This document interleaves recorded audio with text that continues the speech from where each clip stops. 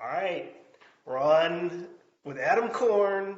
We're going to talk about how to transition from law enforcement to corporate security, except that Adam came out of the national security space and now works for a big tech company. And you worked for several tech companies, actually. And your transition was interesting, and we want to cover that here. I want to ask you what I always ask people. What helped you in your transition? What hurt you? How far ahead did you plan to do it? And tell us about that journey from being in the government now to the private sector. Absolutely, Scott. First off, thanks so much for having me. I really appreciate it. So my background, as you said, is national security and also the intelligence community. And I had a great career in the federal government. I was a contractor sometimes. I was a Fed sometimes. And to answer your question, there are things that really kind of pushed me to leaving the federal government and working in the private sector. Some things helped my decision. Other things made me hesitate. I'll first talk about what really helped me in terms of gaining clairvoyance was talking to other people I really trusted to help me make a difficult decision I was having to make. I was trying to make it myself. And then there was the more the practical application of finding the right tools to help me transition. And I, struggled with finding the right resume. I had this like federal resume that looked kind of cool maybe on usajobs.gov, Right. but it wasn't worth anything in the private sector. And I just like kept on, trying. I didn't have a lot of money because I was a Fed, and I kept on trying to write the resume myself, and it never looked good. And finally, I just, realized I was going to have to find a good resume writer. And she and I sat down, and she was fantastic in terms of getting my resume exactly where it needed to be. And I remember it cost me more than I wanted to spend, but after like applying for jobs that looked awesome in the private sector for a few years and getting nowhere, I figured, hey, this might be worth the money if the private sector pays as well as I think it does. This will be taken care of, and then some with my first paycheck or my bonus. So I think those are two things that really helped me. Two things I think that kind of hurt me was just sort of waiting and waiting for the magic like job to happen, and just and waiting, thinking that the universe was going to come and deliver the answer of whether I should stay in the federal government or leave. And it just so happens that as much as we want the world to work like that, life doesn't work like that. You have to kind of be bold and get things. And I know that's kind of maybe the opposite of what we're taught in like Taoism, that the universe will just provide to you what you want, what you feel you deserve, or the goodwill that you put out there. But the truth is, you got to go out and pursue what you want, and you got to be definitive in your decisions. And I think that's what hurt me. I think I spent years just sort of oscillating between my decisions and my options, and quite a few years went by, where I kind of settled as opposed to just being decisive. And eventually, I was decisive because I took some actions, and it led to me to quite what I think is a successful path so far. That's great to hear. And did you know anything about the private sector before you went there, with the exception of your consulting or your contractor time? And for people who don't necessarily know, big contractors that we won't name names, but or companies, but they're big contractors that provide services back to the federal government, and you work sometimes side by side with, you know, GS level employees or government service employees, and as a consultant or a contractor, which is virtually, we look at it kind of very similarly to being a government employee because you're working on government projects or in a government entity. So I associate those very similarly, and I imagine you do too. But what was your experience or your understanding of the private sector, where you wanted to go? Did you have a thought about corporate security and how to be successful there?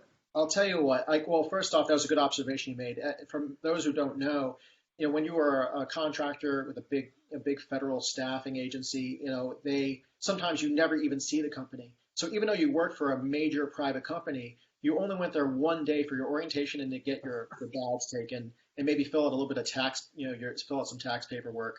And then at that point, you went to your federal site where you were hired for, and you never stepped foot back until maybe the Christmas party with the original company you worked for.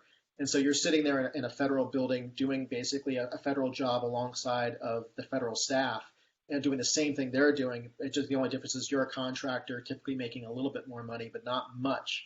But what I knew about the private sector is probably pretty superficial. All I know is I worked for the government, and I felt like my life, I just didn't have I didn't have a ton of cash. I think, and I looked at my friends who who went right into the private sector after college. And I kind of looked at them. We compared lives at the 3-year point, the 5-year point, the 8-year point, and all I know is they had cool houses and cars, and and I was eating Del Monte beans out of a can, in a shoebox apartment in in Washington D.C. And just I remember like when they would go to vacations, they would go to pretty amazing places, and I would kind of I would go down to Mexico and have a pretty good time and all, but it wasn't like the other side of the world.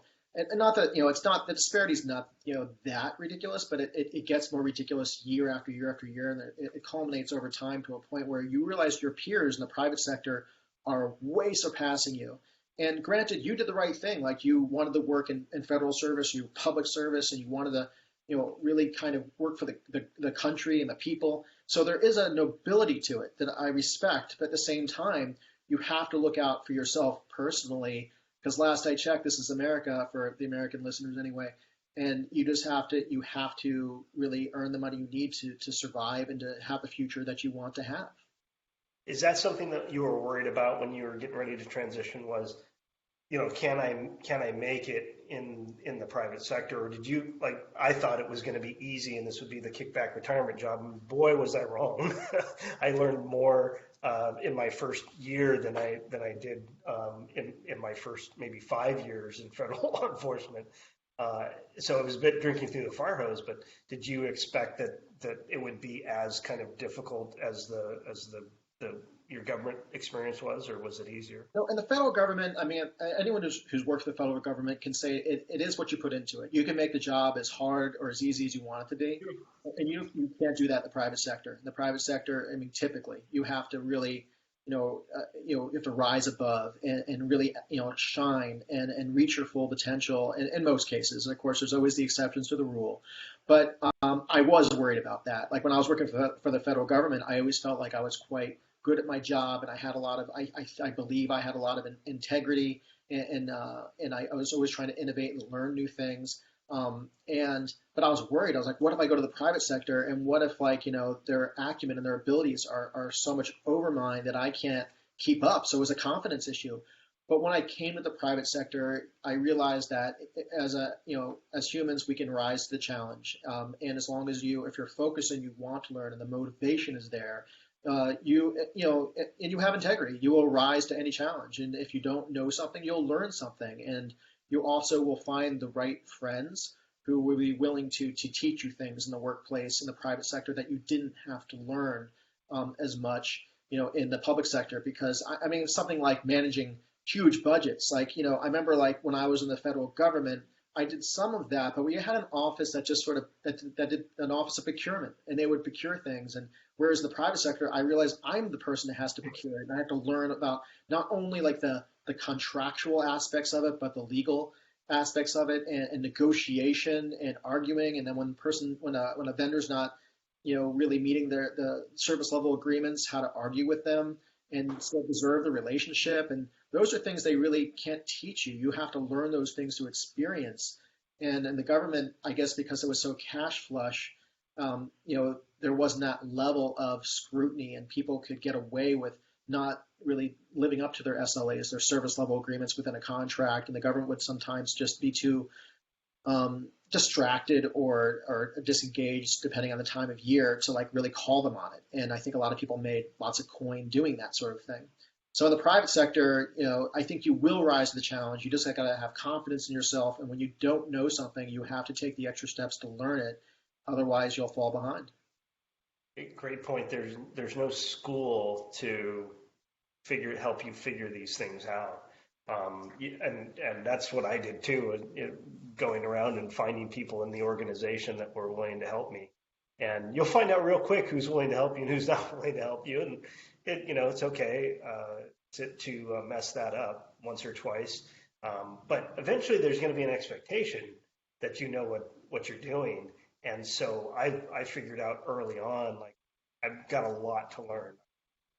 Yeah, and it's one thing that I think that your listeners should know, especially if they're law enforcement and they haven't made it the private sector yet, that titles might not matter to you and your ego, but titles do matter to these corporations. Like if you're a manager versus a senior manager versus a director there are assumptions, like say they hire you as a senior manager, they are going to assume you're coming to the office with a particular set of skills. And if you're underperforming, or if they discover you don't really know how to do a series of things, you could be managed out. You really gotta, really understand their expectations right out the gate, like during the interview process or shortly after you get the job. Make sure it's very clear. I know I'm a senior manager, or I know I'm this or that. What is absolutely expected of me in this role, and make sure it's really clear, because they don't want to drop a project on you and you just innocently say, I really don't know how to do this, but I really am willing to learn. They don't Yes. want to always hear that. They want you to hear, yes, I'll meet the deadline. Got And then this. quietly go to your trusted network and be like, how do I do this? Or what does it take to get this done? And go to your colleagues or your friends, and that can help you along. But know that titles do matter, and there are certain expectations about what skills you bring to the table based off the title they hired you as. And while it was clear to them, it might have not been clear to you when you took the job. Yeah, and it probably if it's your first role out of law enforcement, it probably won't be clear, and that's okay. But just go and find those constituents that can help you be successful. What was we're almost up on our first 10 minutes, but what's that one thing that you would do differently if you were transitioning? I mean, one thing I think I would do differently is I think I would be more confident in myself, and know that you are, really think. I didn't think critically about what I had to bring to the table. I just thought I was okay. And I now that I've worked in the private sector for a while, I realize I am extraordinarily good at some things, and I'm pretty weak at other things, and I won't disclose what those things are. But a person's got to know their limitations, like that. There's that the Dirty Harry quote from Clint Eastwood: "A man's got to know his limit, or a person's got to know his limitations." And I think, but you also got to know your strengths. And I think I didn't do that. I didn't have that critical conversation with myself when I transitioned from the federal government to the private sector. I really just sort of didn't think as much about that as I should have. If I could turn back the time, I would have thought a lot more critically about what I was definitively good at. It might be you're fantastic at facilitation, or you're a fantastic writer, or you're really good at process and analysis and understanding understanding, like something like budgets, or you might be very weak at certain things. You might be very weak at Excel, and you just have to kind of accept that. And maybe that's something you disclose during an interview, because the last thing you want is to take a job where they expect you to be awesome at something, and you show up the first day, they go, "Hey, you're the Excel ninja," and you're like, "Well, I'm not that great at Excel. I don't enjoy working Excel." They might say, "Well, that's 90% of your job. Yeah. Try getting a job at Uber, and then telling them that you're not good at Excel, and see how Yeah. long you last." Oh Not to yeah. never worked for Uber, but I've heard of people who weren't as quantitatively, they weren't as inclined as they should be in quantitative analysis, and they really struggled there. Well, I think there's this expectation of like, oh, I'll just go and because that was probably mine too. I'll just go to the private sector and I'll do the same thing that I did with the government. I'll just apply those same theories, and they don't apply. Like my experience was, hey, we want to do this project or we want to buy this product because I think that there's a risk there and we need to have that level of security raised. And they'd be like, yeah, but you don't have any money in your budget for it. Like, Yeah, what are you talking about? What's a budget, right? Because in the government, we just say, I need this thing. We're going downrange. We need to have this tool or this product or whatever it is. And absolutely. Or that weird experience that we've all had in the government where they say, "Hey, look, we underspent by $15 million. Does your organization need a helicopter? Do yeah, they need two?" Like that, that's unheard of. In the private sector. But I remember the federal government, that was always surreal to me, because it was like it wasn't real money when it yeah. actually is Use or taxpayer. lose, man. The realest money in the world is taxpayer money. And it's come September, every September, if you had a wish list, they wanted to know what was on it. And we had ridiculous things on it. Boroscopes. Yeah, I've never used the boroscope that we bought I won't say how much it costs for the government. They're the taxpayer. So yeah, you're not going to have those opportunities in the private sector for sure. you're Okay, right. well, so let's stay tuned. We're going to talk about your transition, some of the jobs that you've chosen, and some of the places that you've worked, because we want to get into that and tell us more about your career aspirations, your goals. But for the folks listening at home, make sure you're commenting down below, liking these, sharing them with your partners. Don't go it alone. Guys like Adam and I are out there. People like Adam and I are out want to help you. We want you to be successful because the world is only getting more dangerous and smaller, and we need more people to make businesses more resilient. You've got that right experience. So, Adam, thanks for being here, and stay tuned for more. Absolutely. Thank you so much.